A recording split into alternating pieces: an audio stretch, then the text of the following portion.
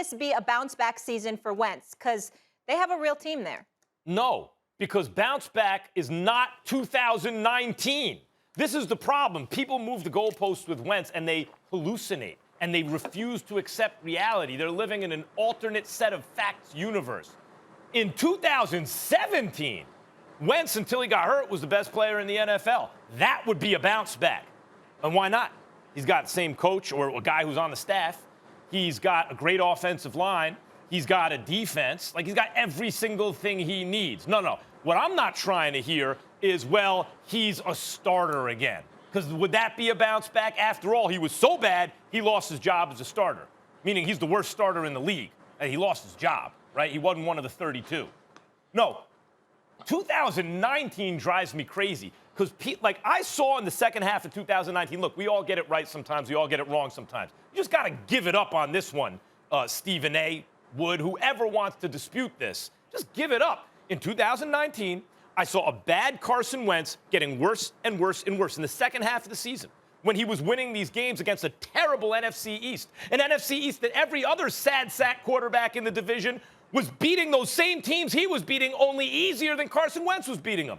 Turning the ball over late in the game, third down, lucky the team recovered. Didn't know which end was up. He was no good. And then that downward trajectory, I tried to sound the alarm for everyone, continued in 2020 till he lost his job. So I'm not trying to hear, oh, Wentz is as good as he was at the end of 2019. That wasn't a good player. No. A bounce back year means go back to being Carson Wentz when you were actually a good player. No, I don't see him doing that this year.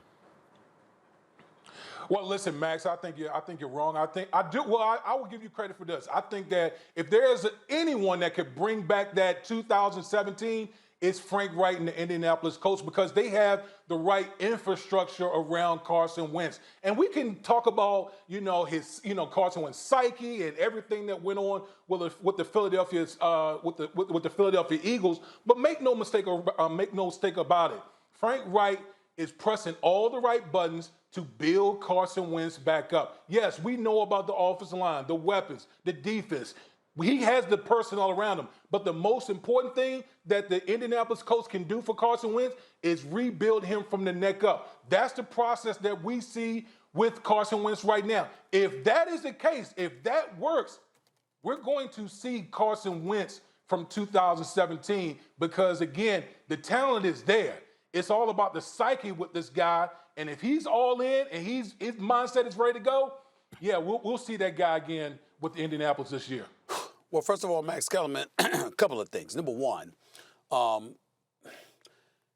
it's not a matter of you being right or wrong. It's that even when you're wrong, we really don't want to hear it, because what you're going to do is you're going to sit up there and blow V8 and talk ad nauseum until the cows come home. And then the minute you're wrong, you're going to be oops, and you're going to move on in 3 seconds. So you're going to want everybody else. You don't want us to live in the moment of you being. Remember, this is the same guy, Damien Woody, that came on national television and said and declared, quote, "I am the foremost expert on Tom Brady because I've been wrong with him. I've been wrong about him the previous 3 years." I didn't say that exactly, but Max, I got to give you credit, Max. I swear, I go home to this day and still laugh at how miraculous of a statement that I've never heard anybody say that. I give that to you, Max. You said you were the expert on Tom Brady because you've been wrong. It was beautiful. No, I said I'm the only one allowed to give him credit, is what I said. I hold on to that to this very day. It's an unreal statement. I give it to you because I've never heard anybody do that. Having said that, let me say this.